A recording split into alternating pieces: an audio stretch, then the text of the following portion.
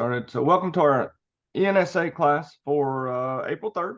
Hard to believe we're already in April, folks, but we are. I guess we got, y'all are probably like me, got about another month or a month and a half of classes left in this semester before we hit summer, which is hard to believe. One thing I want to mention real quickly is if you have not been doing the module exams, don't forget to do those. They are listed under each individual item, so the module exams need to be completed. You are able to do them up to 10 times, so they're not being used really for grading so much as for you to learn the materials. So you can take them up to 10 times each without having to have them re-enabled by me.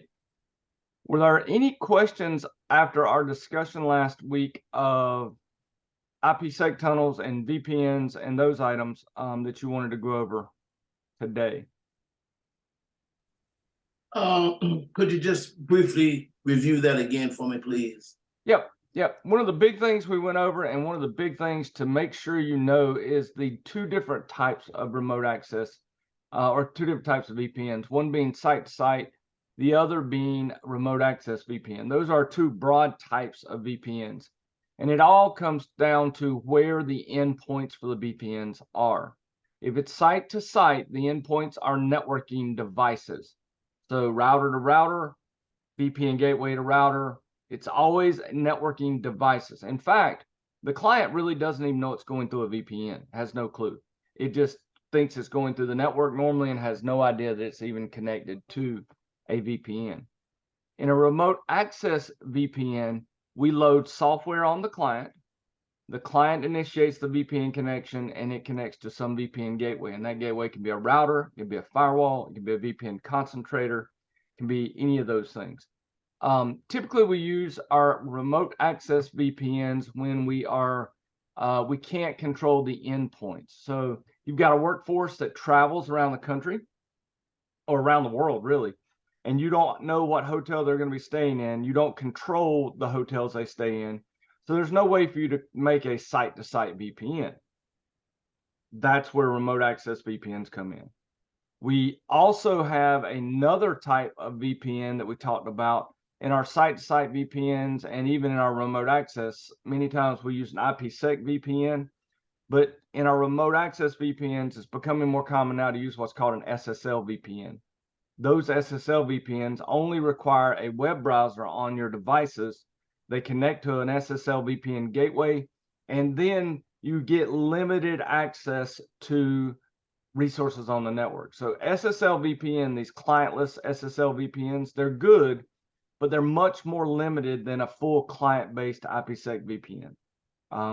When you give your clients what's called client-based IPsec VPN, that client literally looks like it is a new device on your network. It gets a new IP address internally, it gets a complete IP address, and it is able to access all the resources that a normal client would be if you've set it up that way. I mean, obviously you can still do access control lists and other things, but it has it's really a complete node on the network at that point if you do a client-based IPsec VPN. If you do SSL, the client can only have access to the limited resources you give it access to. Very common uses in healthcare when you have a doctor who may or may not be very computer astute, shall we say, but they can open a web browser up and go to a web portal interface, click on it, and then there's a site there for that doctor to click and download x-rays or MRI scans or those types of things. And the patient records are all being secured across this SSL tunnel that's being created. Okay, so that's really the big difference between the two. We did do a little bit of discussion of, actually, if you go back and watch the video, I actually went through and showed you, IKE and ISACAMP Security Association creation. We talked about IPsec Security Association creation. We went much deeper than what's in this curriculum right now last week. But the big thing to come out of that is IPsec does provide security for you. There is another protocol called GRE, and with GRE, it doesn't encrypt anything. All it does is create a tunnel that makes the underlying hops invisible to the passenger protocol. Kelly, that was my question.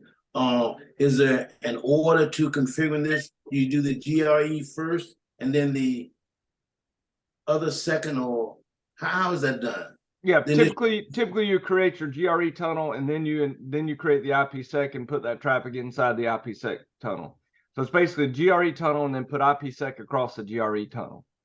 So what you're saying, GRE does not encrypt, but IPsec does. Correct.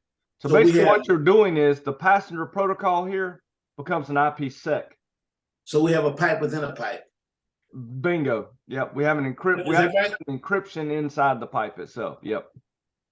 And now, and here's something, if you do a lot of reading, Clay, that gets confusing, you can do GRE over IPsec and you can do IPsec over GRE. Okay, didn't know that. It gets confusing. So, and that's really getting into more CCNP level material, but it's basically just which one you put on first. Do you put the GRE header on first, or do you put the IPsec header on first?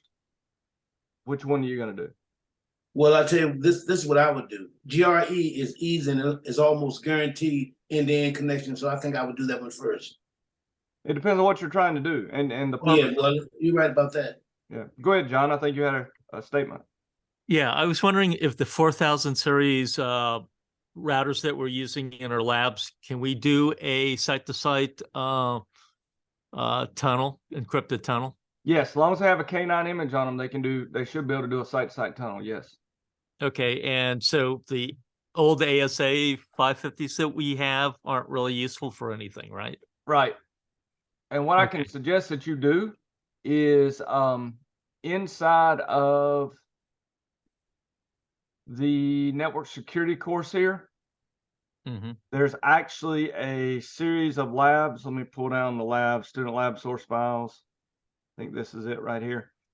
This course actually has in it site-to-site VPNs. So let me pull it over here. So this course actually has site-to-site VPN, and I'll dump this in our class on Netacad. I'll just pull this out and dump it. But you basically can do this right here if you want to take this lab and put it inside of your, but as long as you have a K9 image, and you can do it. So I'll take this actual lab from network security and I'll put it into our class for CCNA, and I'll put it up at the very top. And then that way, if you just want to try it, you can try it. No, that would be great because we had a class on CCNA security, and that was the only thing in our networking track besides the checkpoint. And checkpoint was like over everyone's head. It was just too much work to set up their labs. And the CCNA seemed useful. And now that we don't have any, you know, I guess VPN site-to-site labs, I guess this would be the best thing to do. Let me put it, just for simplicity's sake, I'm just going to dump it at the very top, just to make it easier for you to see. So I'm going to add it right here. So let me just add it as a file while I'm thinking about it so I won't forget it myself. So this is lab 16. I'll just put site-to-site VPN lab. Site-to-site VPN lab. And I will dump in this.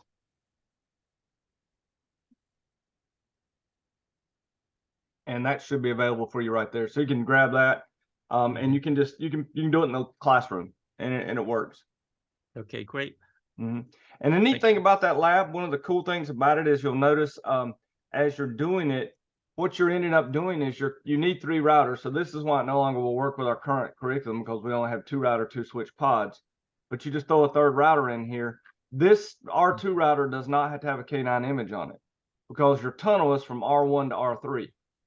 And so R2 is literally just a jump, just a hop in between the 2. But it walks you through everything you need to do. It talks to you about setting up your OSPF, setting all the things up. But you'll notice here what it's going to do is we're going to implement our IKE parameters. And remember, I said that IKE equals ISACAMP. So we create our ISACAMP. So it's a little confusing because it'll say first thing you're going to do is your IKE parameters, and then all the commands are ISACAMP. Well, ISACAMP is IKE, which is your phase 1 security associations. So it walks you through creating your ISACAMP policy. And then once those policies are created, so in other words, how you're going to do your the hashing, how you're going to do authentication, your Diffie-Hellman groups, all of those that have to match on both sides. Then you configure a pre-shared key for ISACAMP, and then you create your IPsec transform sets, which are those items that match on both sides to allow you to create an IPsec tunnel. So that lets you create, in this case, this transform set 50 says you're going to use ESP AES, which I'm not going to get into a whole lot of detail on that, but basically it's encapsulating encrypting security payload and AES as the methods that's going to secure the data. And then you're going to give it a lifetime for the security association. And then this literally says what traffic should be put into the tunnel. So if it's going from 10 on R1 to 30, it goes in the tunnel. If it's going anywhere else, it's not going to go in that tunnel. And in reverse, it's a mirror image on the other side. If it's going from 30 to 10, it goes in the tunnel. And at this point, again, you create your crypto map to say what gets encrypted. It says match that address 101, which is referencing this up here. And the only thing on this lab I will tell you is make sure you read it carefully, because it's going to say do this. And then it says, now go do this on the other router, because they have to match on both sides. So they may only show it to you once on R1 and not show it to you on R3. And if you don't do it on both sides, you can get lost. But this one does a pretty good job of showing you both. It tries to show you both. But if you get it done correctly, what you're going to see is when you look at your, not your crypto maps, but when you actually go to look at your ISACAMP or your SAs, you'll see an SA, and you're actually going to see packets being encrypted and decrypted on both sides when you send information. Just remember this. This is a very important item for you to remember. If you set up the tunnel and ping from R1 to R3, that traffic's not going in the tunnel, because by default, the source of that ping would be 10.1.1.1, because when you ping from R1, it uses the interface closest to R3 to ping from. Now, if you do an extended ping and source it as the internal address of 192.168.1.1, yes, that will enact the tunnel. But if you do a normal ping, it will not. So just be aware of that. A lot of people get in trouble with that. They set this up, they ping from R1 to R3, the tunnel doesn't come up, and they don't know why. Well, the reason is because you sent a ping from 10.1.1.0 to 192.168.3.1. And guess what? That's not in the ACL. The ACL said if it came from 1.0 going to 3.0, bring the tunnel up. And if it's going from 3.0 to 1.0, bring the tunnel up. And so that's why it's very important that you understand that. When you ping from just R1 to R3, it sources it from the closest interface to R3, which in this case would be 10.1.1.1. Now we can get around that again with an extended ping command. And say that the source, when you go in extended ping, you just say yes to the extended ping commands and say, I want it to be sourced from 192.168.1.1. And if that doesn't bring the tunnel up, then you need to start looking at where you made a mistake. But this is a very, very good lab. I can't recommend it enough. You can even throw this into a packet tracer and make it work very quickly. So if you want to play with it on packet tracer and see if it'll work, it'll work. Like I said, as long as we got a K9 image, it'll work fine. Great, thank you. So I have placed this, everybody. Remember, I placed it at the very top of the class, our class right here, site-to-site VPN lab. It is an optional lab. You can play with it. You can do it. It's not required for this course, but it will help you understand what's going on here with the tunnels. Okay. All righty. I want to jump on down. I'm not going to spend a lot of time in QoS.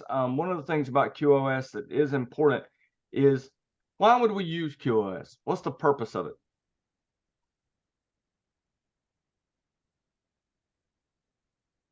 What traffic, well, let's put it this way. What traffic benefits from quality of service? Voice over IP. Low latency traffic. What, Clay? Low latency traffic. Low latency traffic, voice over IP, video, anything that needs to have precedence over normal data traffic. Okay. Now that could be voice, that could be, it could be in your environment, some application that is critical. I'll give you a great example. Most of us don't work in this environment, Have any of you talked to anybody that works in an industrial setting? Those machines that are running PLCs, a lot of that PLC traffic is real-time traffic that has to go to the PLC and has to get to the CNC machine or get to the device. So it has to have a high level of quality of service. You don't want that getting dropped. It's okay if somebody's web surfing gets dropped, but you don't want that data going into your high dollar, $4 million machine that's trying to create a specialized piece of carbon fiber or a specialized piece of material. You don't want it dropping codes and commands. So that's another place where quality of service comes in. That, by the way, if you've never deep dived into Cisco's industrial control systems and industrial control devices, that is a fun little place to go spend some time because they've got some neat stuff there. So here we've got medium priority queue, low priority for the financial, and then, or high priority for the voice, medium for the financial data, and then low priority for the web queue. And then you can put all that onto the into your environment, and then your router will make a decision about what traffic to drop. If it does get congested, it will drop the low priority queue first. Now, by default, we typically use what's called FIFO, first in, first out. But that is just basic quality of service. That's not even using quality of service. That's just the way things are, first in, first out. Congestion points, anywhere there's aggregation, so it's one to many points. Speed mismatches, this is a big one if you try to limit those in your network.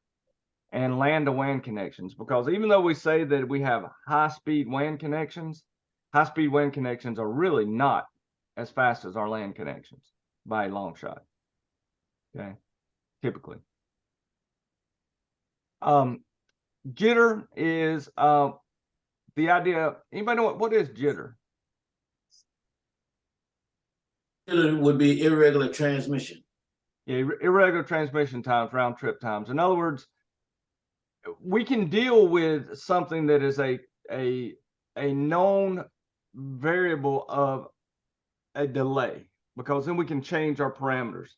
But if the delay or the packets have a random, in other words, jitter, where there may be a 2 millisecond delay, and then there's a 100 millisecond delay, and then there's a 5 millisecond delay, and then it's very hard to compensate for that, especially when you got what's called real-time protocols.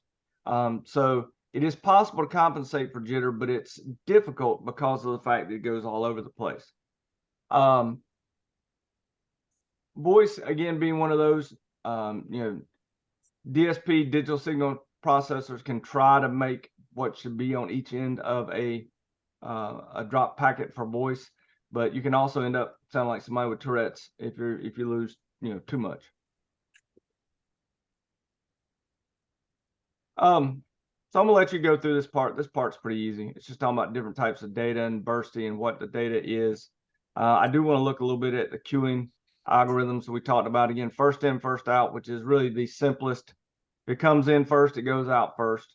So it's really no class, no priority, no traffic. Honestly, first in, first out is no quality of service. It's just how the basic that we use on the interface. Weighted fair queuing is where we try to assign a class to different types of traffic, and then that traffic will have a priority applied to it based upon a weight: high, medium, normal, and low. And then the queuing buffer will try to make decisions about what gets sent out based upon that particular classification. Now notice the big problems here, and here's a major issue with every single bit of quality of service. Typically, quality of service ends at your boundary with your ISP. All right. Internally, yes, we can set up quality of service, and we can actually go, there's a way to actually go all the way back. Maybe you remember the DSCP in frames, the differentiated control service point, which lets us do some actual queuing or some QoS concepts all the way at layer 2.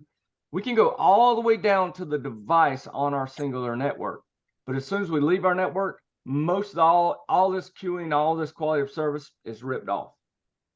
So unless you are somehow able to maintain that across the a network that you control, most of it's ripped off. So again, tunneling and encryption, you know, it takes off everything for the classification. So it's really only just going to be inside of our network.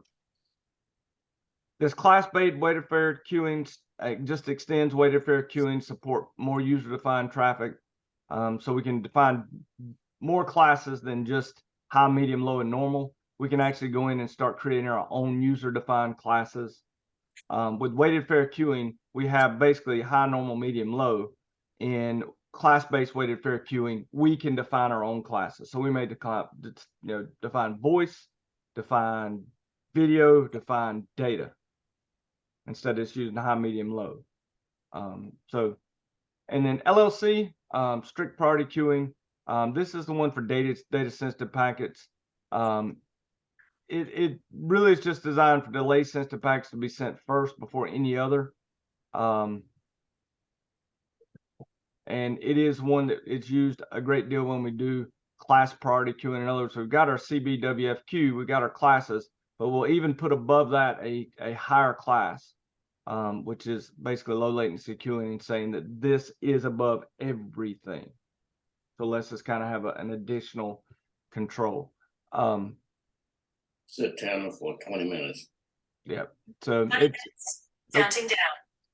oh, sorry. All right. So let's go ahead and move down. Let's look a little bit at network management, because I want to talk with you today about this, about CDP. This used to be taught a large amount in CCNA. This is a major topic. But CDP is a Cisco proprietary protocol. It is a layer 2 proprietary protocol. And it actually allows devices that are Cisco devices to send a huge amount of information to each other. A lot of times people consider it to be a security risk, and they suggest you turn it off. However, I will tell you, if you turn it off on your network and you're running Cisco IP phones and some other things, you can actually break your network. Even though we would typically say, yeah, it's good to turn it off immediately, that is a something you got to keep in mind. You got to look at your network and what's being run on the network before you just go and turn off CDP. So I'm gonna real quickly here, I'm gonna take this router and I'm gonna do a host name on it, R1. I'm gonna do line con 0 and just do logging synchronous so I won't mess anything up. I'm gonna int G001, no shut. I think that's the one I put there. Nope, that wasn't it. G000, no shut. All right, so now it's going to come up here in just a minute. Now CDP is automatically running on these interfaces. So these two devices now are sending information to one another about different items on them. So I'm going to go ahead and put an IP address, add 192.168.12.1. 255.255.255.0. All right, exit. Now I'm going to do a show CDP neighbors, and you will see that it tells me that I am connected to a switch on my gig 000 port. It is a switch I'm connected to. It tells me right there. It tells me it's a 2960 switch, and that I am connected to port ID gig 01. Now, where this is very useful is if you don't have physical access to the closet that you're trying to troubleshoot in, but someone else does, say you're not there, you can run this and you can say, hey, you need to go look and see port gig 01, make sure that's connected to gig 000 on R1. And sometimes it will actually tell you that you're not. So it's a way to troubleshoot. You also can do this, show CDP neighbors detail. Now look, this is where people really kind of see it as being a security risk. With this details, I now know this is a Cisco 2960. It is a switch. I know what iOS image is running on the device. And if there was an IP address on it, it would actually tell me what the IP address was on that device. So if I go over to my switch, I go to CLI here, and I do a show CDP neighbors detail. It tells me that I am connected to a router named R1 with the IP address of 192.168.12.1. It is a router. I am connected to the port gig 000. and it is running this software version. How is that useful for a hacker?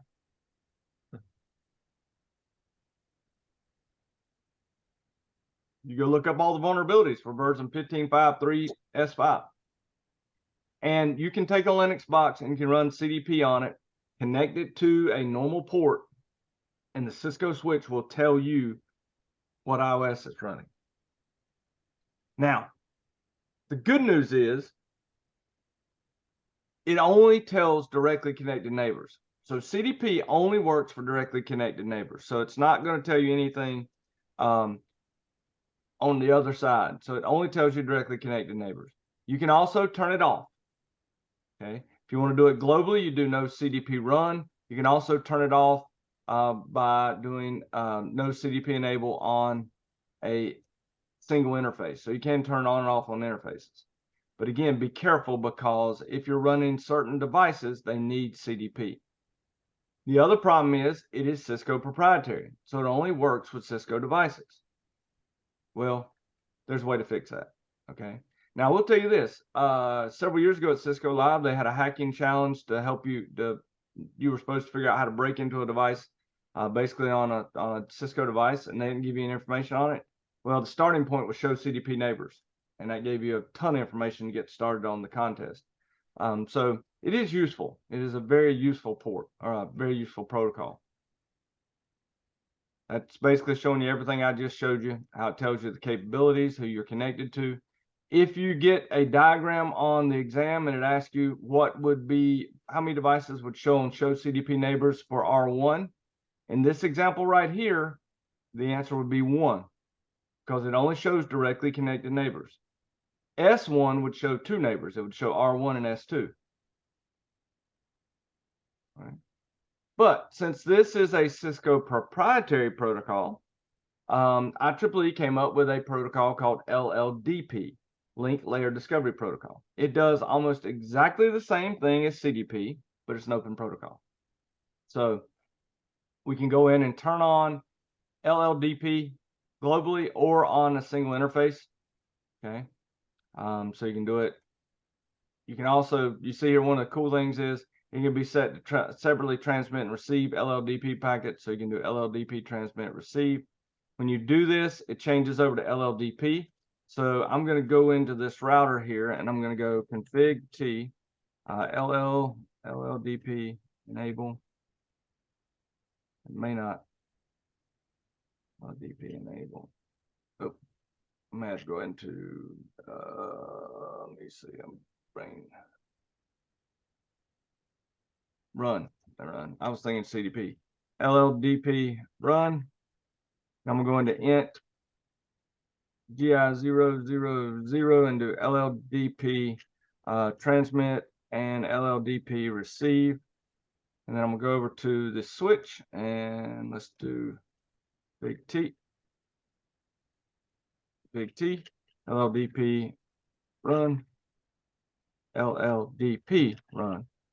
And then we'll do int G0001, LLDP transmit, LLDP receive.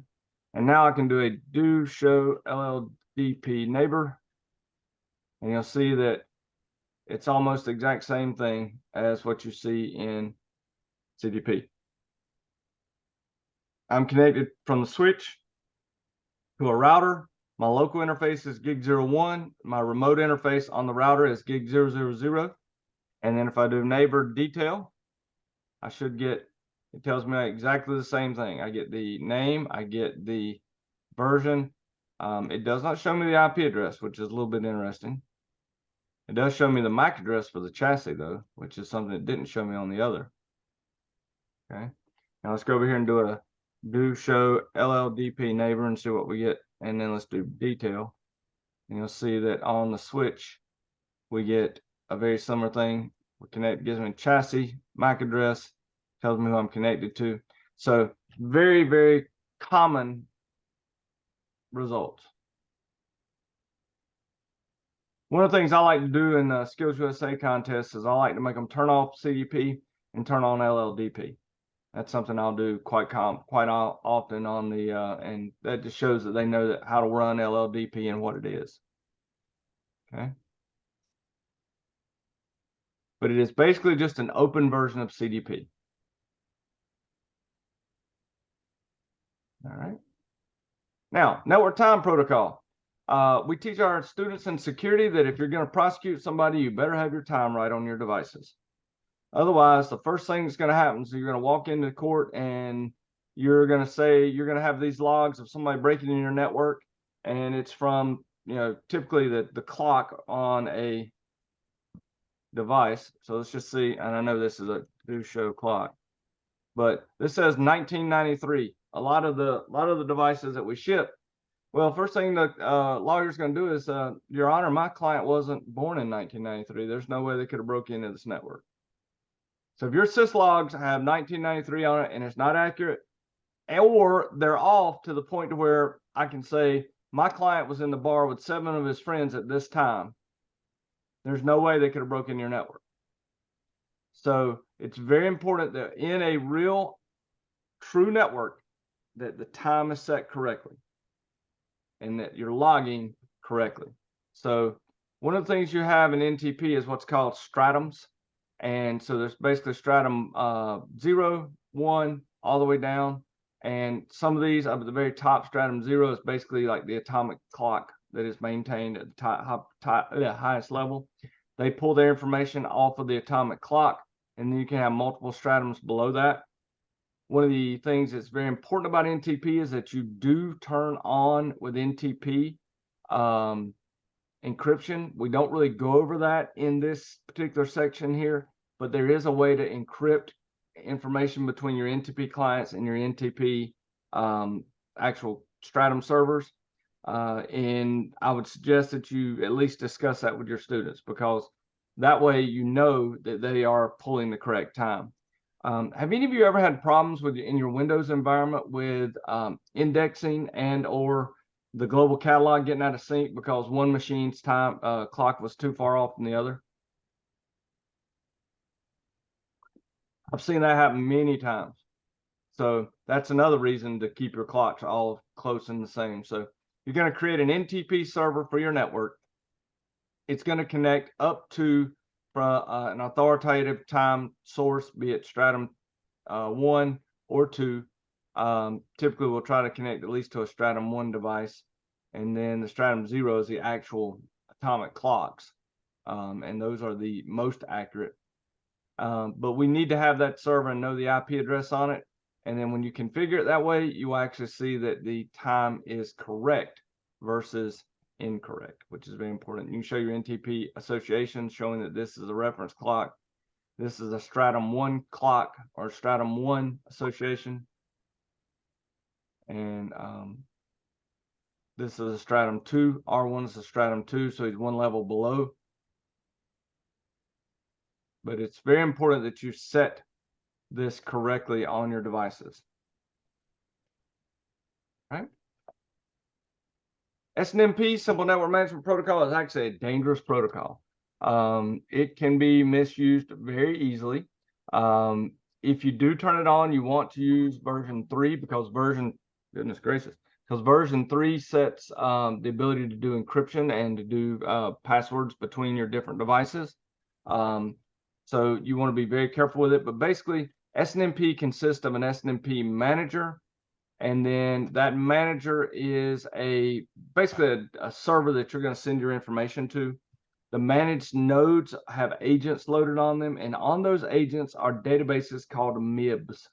And in those MIBs are certain things that can be looked at. For instance, on a router, it might be the up and down status of interfaces. It could be the number of routes, the show IP routes on a device. All of the MIBs are related to the device being managed. Okay. So, and then you can do what are called traps, and that is a trap is actually a item set on the agent that says if you meet this threshold, do this, and send that to the manager. Or the manager can use what are called GET requests and say get, and so give me the status of all your interfaces. The router would respond with whatever that was in the MIB.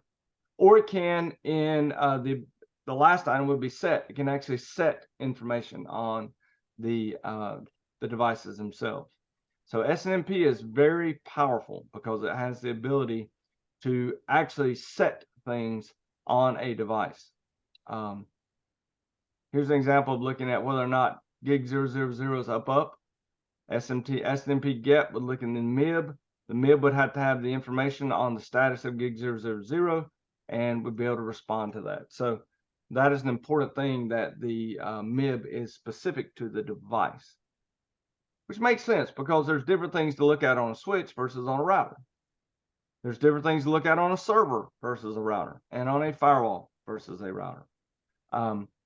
The other thing is the ability of what's called a trap. And again, the difference between a trap and a get and a set statement or request is a trap is a defined item on the device, the device's agent, that will have the agent send something to the SNMP manager. Typically in SNMP, we've got these 3 versions. We pretty much want to always use version 3. You don't want to go, you don't want to use any, really version 3 is the one that has the most security. So we want to use version 3 this day and age, because it does allow you to do full encryption, and it's really all we need to work on at this point. It used to be in the old versions that there were just 2 ways to do security. There was a public and a private string or community string, and they were literally public and private. So if you didn't change your community strings, somebody could literally jump on there and change things using the read only and the read write of private. There may have been at one time someone who was able to go to a hotel and run an SNMP tool that was able to pull all the information off the hotel switches and routers because they use public and private as their SNMP string. I'm pretty sure the statute of limitations is expired on that one for me, but it is a dangerous protocol if you don't change things. We usually rename those public privates, and this is what is meant by the MIB. So basically you'll see it's just the different parts of the database inside of an SNMP request. So it may be all the way down through to local variables groups, but it's just a common language for SNMP to do queries and to do traps and to do sets. So now the important thing is, if you loaded a non-Cisco MIB on a Cisco device, you could cause problems. So you've always got to be using the correct MIB for the devices in your environment. Here's a great example of a MIB, basically SNMP get utility. It's going and trying to find out from the community, whatever the community name happens to be. In this case, it's community, from the IP address, and this is the OID number. So it would be going to find whatever this is, which in this case was actually the CPU usage value, and it would dump that. So you could actually, if you knew the actual MIB number, you could go find out the exact, through polling, what the CPU usage was. And this is how SNMP works. It can actually sit there and pull this information, and then you can go and look over multiple weeks and see what the CPU utilization was on a router, on a switch, on a server. You can look at RAM usage on a server. So it is actually a very good, very important protocol that can be used. In this case, you notice it was version 2C of SNMP. Community, SNMP password in this case was community. Don't ever use that. That's a very, very bad community. But then again, you can see basically looking at the Object Navigator tool, you can go and look, and you can do a lot of in that picture did not do well, but there is a way to look through the SNMP Object Navigator and see what each MIB item is. If you're getting that deep in the weeds, though, you're getting pretty deep in the weeds on that. Can you recommend a free SNMP server that we can use in class? Yeah, that's a tough one. Because most of them, after 30 days, they die on you. Yeah, I don't know. trying to think of the one we used to use years ago. We used to use SolarWinds, but of course it's not free. Then we used another tool. I'll have to do some looking around, John. I don't know what the free good one is anymore. Okay. Um, Well, thank you. I'll do some research too. If I find something, I'll let you know. Yeah. This one keeps coming up in everything I'm looking at. Now I don't know if but it's Passer PRTG. It says free download, but I don't know if that's actually free. Open Utils, there's one. Op Utils, free SNMP tool. I just found this one right here. So Op Utils, free SNMP tools. So that one may be one that would be. I Okay. think there's one built into Kali Linux or one of the Linux distros, one of the security Linux distros. I just can't remember the name of it. Okay. But I do think there is one built into several of the security versions. It would be great if we could get something that did everything, like NTP server and Yeah, syslog, the whole deal, everything. Yeah. Okay. And we'll real quickly finish up here with syslog. Syslog is basically where you can send your logs. It's important to know that you can typically you're logging just to your console line. So in other words, when you do something, it goes to the console, but you can actually log to a syslog server. It uses a pretty simple format, but these items right here, you probably need to learn. Okay, or at least have a good understanding of the different levels of severity for your syslog messages. When you set up your logging, if you want to capture everything, you do logging level 7, but that means you capture everything, which means you might have more in your logs than you can really parse without some help. Many people will do a logging level 4, so you get your warning conditions, error conditions, critical, immediate, and system unusable items into your syslog.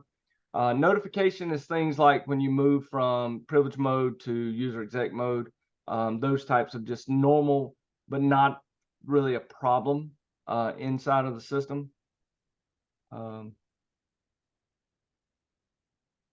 Okay. But the big thing here is typically logging level 4 and lower is what we do. I would try to commit at least these to memory to know that 4 and less is, it's important. 7 being debugging. You get questions about that sometimes because if you're doing logging level 4 and you do debugging and debugging doesn't show up in your syslogs, a lot of people go, well, why am I not seeing this? Or if you do a logging level 4 and you're logging to the console and you turn on your debugging commands and you won't see it because you're only logging 4 and lower. So be aware that you can actually change. By default, the logging level on the console is everything, 7 and below, but you can change that. So be aware that you can get in trouble if you're not careful with that. This shows you where the syslog message was generated. So this is an interface. This is generated by an IP, by OSPF. The system actually did it, or IPsec did it. So typically you get a severity mnemonic description. So this says link 3 up down interface port channel 1 changed to up. So severity level is 3. And that's where you get that severity level. So you go up here and say, okay, that is an error condition saying that it went up down. Okay, so I'm in an up down shows you that it bounced. Now you can create your timestamp. So you do service timestamp log date time. That tells it to log the date and time for everything that goes into your syslog server. And actually creating your syslog server is very easy. You basically just do logging host and put in the host name of the syslog server. Just make sure you can ping the syslog server and have connection to it. Otherwise, it won't log to it. And there are several free syslog servers out there. Kiwi syslog, Kiwi is one I've used before, and those are fairly easy to get set up. This is important to teach your students about the router file system because it is just a Linux file system, really. One of the things that's different on our new routers, especially on the 4300s, even though it does respond, got to put that, even though it does respond to your flash : okay, it actually is boot flash. And maybe it won't show it here, but on the real ones, it's supposed to be boot flash. And so you can see the directory of flash, but on the newer routers, it's boot flash. Even some of the commands require you to put in boot flash on the physical devices.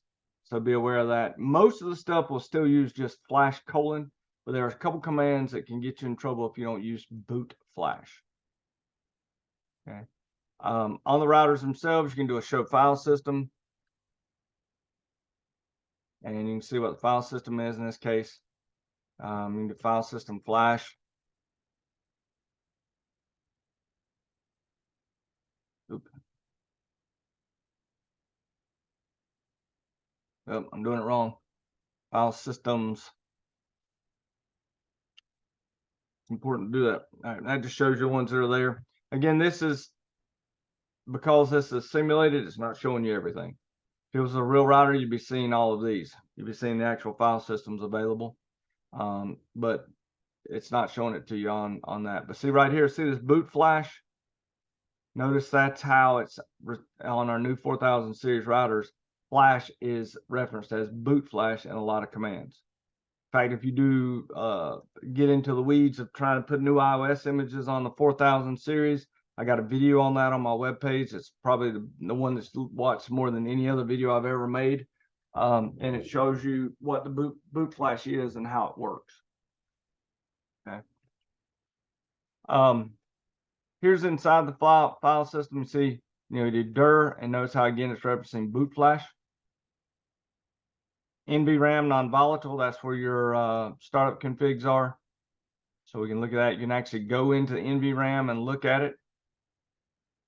This becomes important if you have a router that is crashing and you're running certain applications on the router. It can actually dump a large number of log files into your flash or into NVRAM, and you got to go in there and clean them out. I've seen that happen before. You can go to different file systems. How many of you know you can load from the USB? If it's got a USB on it, yeah, that's a huge. You can actually copy your flash from the USB to your boot flash. That's a massive, important thing to be able to know how to do because it really makes life easier on you. Here's backing up a configuration using. I would have just done a show run and then dumped it out, but you can also log it out using Terraterm, or Putty will do the same. We can do a show run and then dump your config out. You also can just do a copy startup config TFTP and dump it to a TFTP server so that you'll have a config. I typically do that as part of my Skills USA contest too. So just like this, copy running config TFTP or copy startup config TFTP. USB ports, if a router's got them, they are a godsend for you in terms of doing loading iOS images, because you're able to actually copy to and from a USB drive into your flash. So typically it's always USB flash 0 or USB 0, depending on the model number. And it's a great thing to be able to do because it's so much easier than trying to TFTP it up to the device. Actually, what I would suggest that all of you do is on your devices, have a couple flash drives around that have the iOS images for your devices, for your routers. And that way, if you need to restore it, you can restore very quickly by just popping in the USB and doing a copy USB 0 : name of the iOS image to boot flash : and that'll get you back up and running. If somebody accidentally deletes your iOS image, which does happen, it's pretty easy to restore it on a router. It's pretty difficult to restore it on a switch. Switches are a pain because you got to go in. Really, with switches, the only thing you can do is go into the boot set commands and set IP addresses on it and TFTP a new image up to the switch. So our current switches are really a pain to do anything with. If you don't know how to do a password recovery, please do it. Please learn how to do it, but basically you connect to it, you restart, you do a control break to get into the Armon mode. You then change the config register to 2142, and basically the 4 means bypass the startup config. 2142. Make sure you use that. Don't use anything different because you can actually change the baud rate on the on your Kelly? console port, which is not fun. Just one thing. If you're using PuTTY, there's a break. Yep. You got to do, if it's PuTTY, you've got to do the following. You've actually got to go into SSH. And when you're inside of there, I don't have anything to connect to right now, but you literally have to go send break on PuTTY. Yeah, there's a little thing you got to do. What I've done in PuTTY, and you just go there, recycle the device and look for that command. I can't remember what it was, but it's the break command, and it does everything for you. Yeah, it's the same thing as Control C. Yeah. Yeah, you send a break. And then once you get in here and change the conf reg, you reboot, you reset or reload the device. And then you just, at this point, you're going to be inside of privilege exec mode. So you copy your startup config to running config, change your passwords, whatever you need them to be, both on the console and on, if you messed up the console password, you can also do this. I'll teach you all a little secret though. With students, one of the first things I always try is just put a space after the passwords. So if the password is Cisco, put Cisco space. If it's class, put class space.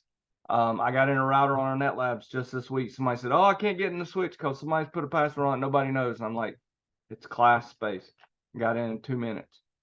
So I usually try that, or I try a capital C, or I try all caps, because that's usually gets me in. But with the password recovery, you change password, save the config, and set your config register back to 2102. Otherwise, it will just keep bypassing the startup config. And folks, there's a couple labs here for you to do that you can do in NetLabs and inside of Packet Tracer for this section 10. And a pretty good little video for you to watch. So I'm gonna let you do those. Are there any questions on these basic management items? All right, well, I'm gonna stop sharing. Thank you again for putting up with me last week when I was feeling so rough. I appreciate y'all being here. We will meet again next week. We're down to the last 4 weeks of class, 4 or 5 weeks of class here. So big thing here is to start getting towards getting finished with the work, working towards the hands-on final that is on NetLabs, and working on the written final inside of NetAcad. Okay, so I'm gonna stop the recording. How many net labs do we need? I've asked you to do, I think it was 75% of the labs and packet tracers. So that's what I like to see. Now, I will be honest with you. I will tell you this though. Inside of NetLabs for this class, there are not that many labs. I really feel like you can do all the labs in this class because let's be honest, if you look at NetLabs for this class, and let's log in here. And so I'm gonna go look at our class right now. I'm just gonna do it. So let's do a new lab for myself. And let's put in my KFC. So it's ENSA. If you look at the labs, that's all there are. There's 1, 2, 3, 4, 5, 6, 7, 8, 9 labs. And we have to do them all? Yeah, you can do them all. Just I don't see any reason why you can't do all these. They're not that hard to do. They're really not. But this is the lab, these two right here, 10.6.11 and 10.6.2. These are the two that we, and this 10.6.13 and 10.8.2. These were all the items we covered pretty much today. So, and we've got a month for you to do the ones that are here. So I really feel like you can do all of them. Okay. All right. Okay, everyone. Thank you so much for your time. I really appreciate it. One more question. How are the net labs graded? I go in and look at what you've typed in and just make sure you've done the labs. I usually just try to make sure that the labs are being completed.